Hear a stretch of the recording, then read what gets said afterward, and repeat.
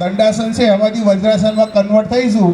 તો થોડુંક લેફ્ટ હેન્ડમાં આપણે નમીશું અને જમણો પગ છે પાછળ લઈ જઈએ.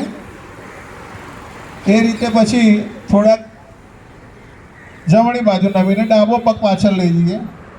બંને પગના અંગૂઠા જે છે આપણે ત્યાં ટચ થશે પાછળ, અને જે પગ છે આવી રીતે ગાદી જેવું બની ગયું પોઝિશન, એની અંદર આપણે બેસીશું. એની ઉપર આરામથી બેસીશું અને હાથ જે છે આપણે અહીંયા રાખીશું. આને કહેવાય વજ્રાસન. આ વજ્રાસન કરવાથી બોડી આપણી વજ્ર જેવી થઈ જાય, કારણ કે એનાથી પાચન શક્તિ વધે અને બીજા બધા જે શરીરને ફાયદા થતા હોય એ મોટાભાગના વજ્રાસન કરવાથી થાય. એટલા માટે જ આ વજ્રાસન જમ્યા પછી પણ તમે 5-1 મિનિટ માટે કરી શકો છો.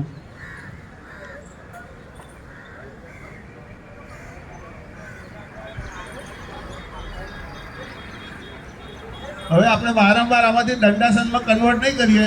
વજ્રાસનમાંથી જેટલા આસન કરવાના છે વજ્રાસનની પોઝિશનમાંથી સર આપણે કરાવી દઈશું, કારણ કે દંડાસન કરવું પાછું થોડું